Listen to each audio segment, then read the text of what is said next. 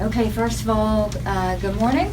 We are working obviously on recovery and search and rescue, and so we have a little bit more information for you than we had before.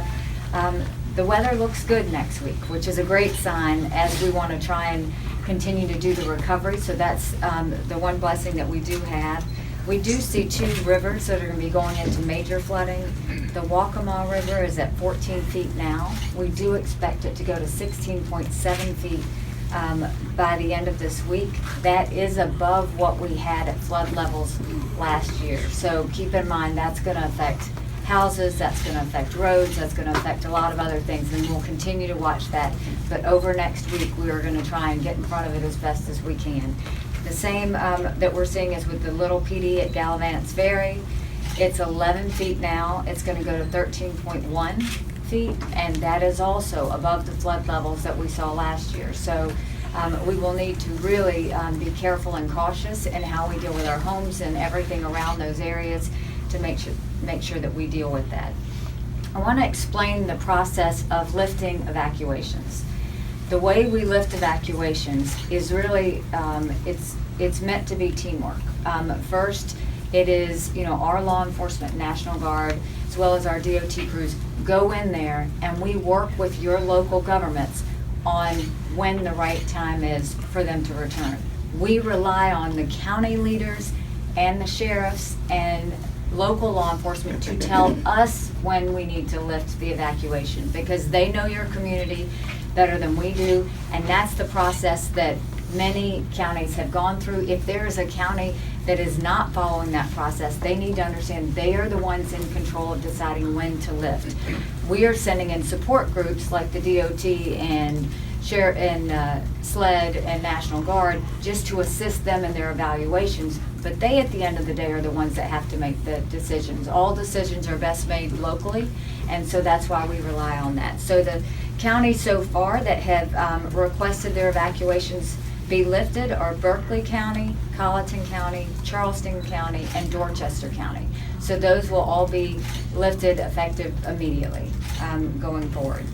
Beaufort County is improving, but it still has a lot of debris, flooding, and drainage issues. We will continue to communicate with them today on how they feel that should go forward, but we again are relying on the local governments and local law enforcement to tell us when they feel like it is safe. We're having to fix damages at Beaufort Hospital. They had flooding as well as structural damages, so we'll continue to be working on that. Basically, just like Beaufort, that's the same issues with Jasper. Georgetown and Horry are just now starting their assessment, so they didn't have the luxury of having daytime yesterday. They have asked for time and patience for them to finish their assessments. The evacuations in those areas may be lifted tomorrow. So we're going to continue to work with the locals on that front to see exactly what they need us to do and when we need to lift that. Just to thank our law enforcement, you're going to see a lot of people on the roads, but our law enforcement, they have 709 people along the roads. They have responded to 2,957 calls since October 5th, and 1,122 were vehicle related, which that's not just something we need to think about from the past. That's going to be a big issue going forward as we deal with the debris and the floods. We did, unfortunately, have one weather-related fatality yesterday. It was in the vehicle, it was in the Florence area, and it was a vehicle that was swept away trying to cross flood roads. So we cannot stress enough, if you see water on the roads, understand we don't know if there's power lines under there. We don't know whether the road has fallen underneath. We don't know if it's going to sweep you away and you're not going to be able to get out. But please, please, please take caution, because we don't want to have to keep seeing senseless fatalities where we are trying to give warnings. Do not, as you go forward, we understand a lot of people are going to continue to try and go home today, whether the evacuations have been lifted or not. What we ask is please do not drive through the barricades. It's dangerous. It's dangerous for law enfortement. It's dangerous for you, and we ask that you not do that. We need you to keep emergency lanes clear. Those emergency lanes will be used now more than ever. So do not attempt to use the emergency lanes to get through or move around people as well. We are now looking at reentry, and so I think that the issues that we are most concerned about are I-26, US 176, US 52, and US 178. Because with people wanting to go back, we're gonna see a lot of congestion, and we're gonna see a lot of cars trying to move in at the same time. Patience, patience, patience. That's the only way we're gonna get through this as we go forward. We are setting up line patrols along those routes to clear the issues, but what we do want you to remember is, along with patience, fuel up, have your water, have your necessities that you need, be prepared that there could be lines going into those areas, and so we want to make sure that you have all the necessary supplies that you need to move forward. In terms of our roads, that's the big issue of the day in terms of closures and when things will reopen. So I'm going to turn it over to Secretary Hall to give you that update. Thank you, Governor. With regards to road conditions in South Carolina, all of our interstates have been returned to service, so all of our interstates are open in South Carolina, including I-95, continuous throughout the state.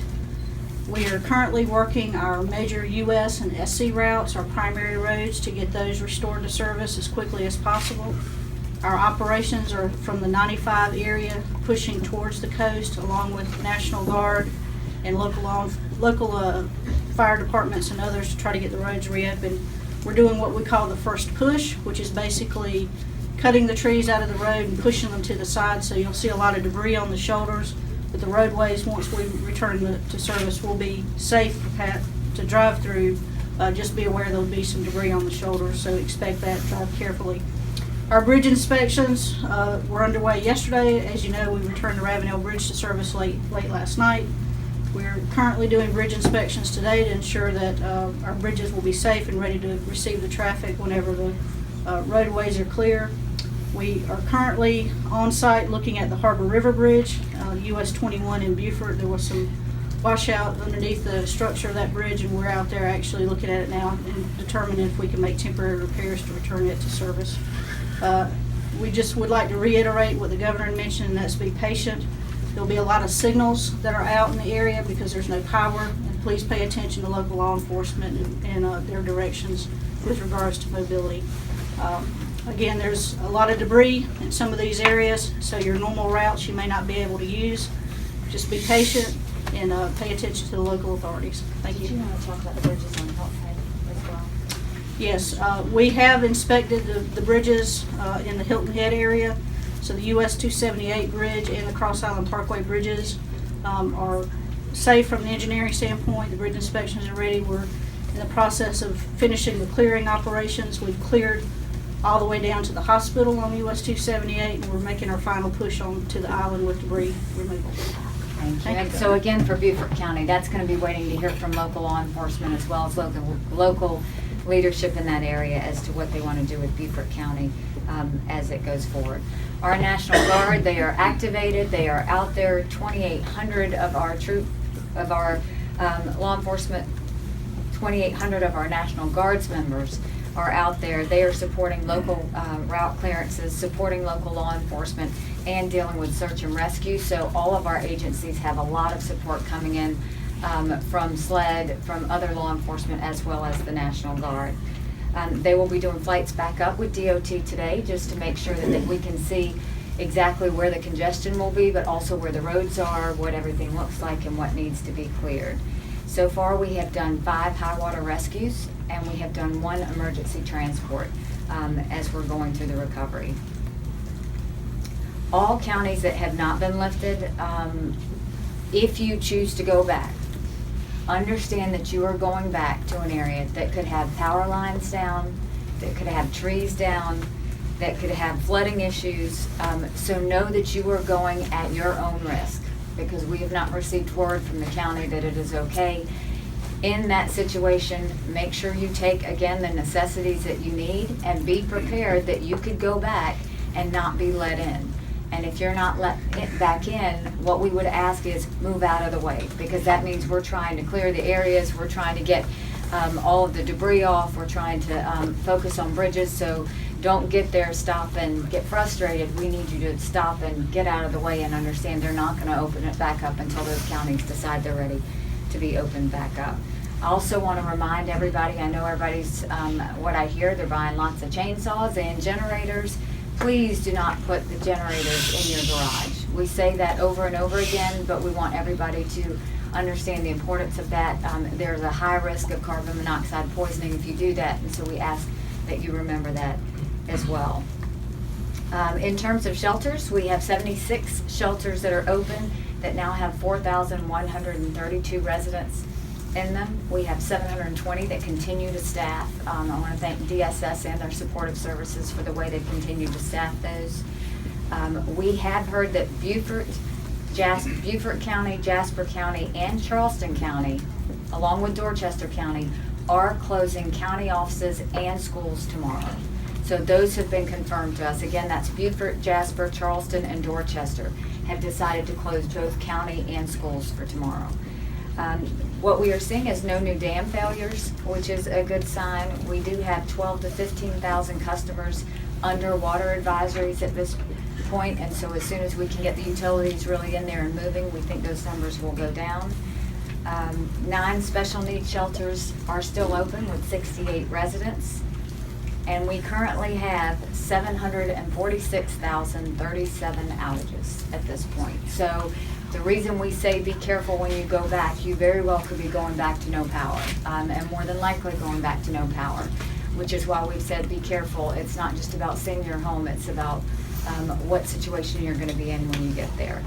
That is down from 861,000 yesterday, so that's over 120,000 that we've been able to adjust and get back up for service. So I can tell you that when you see the utility linemen out there on the road, they are working as hard and as fast as they can to get everybody's power back up. So the takeaway from this is really patience. Patience whether it's related to traffic, patience whether it's related to power, patience whether it's related to water, patience whether it's related to each other, and patience in the fact of, you know, this storm didn't happen overnight. It was a process. This is a process for reentry, and so it is going to take time, and there is going to be some inconveniences along the way, but understand that your state and county officials are doing everything they can to make sure that they can get you back into your home, get your power back on, and get you back to a regular schedule as we go forward. But this is not going to be a short process. This will be, unfortunately, a little bit of a longer process. Our job with this team is to make sure that it is moving as efficiently and effectively as possible.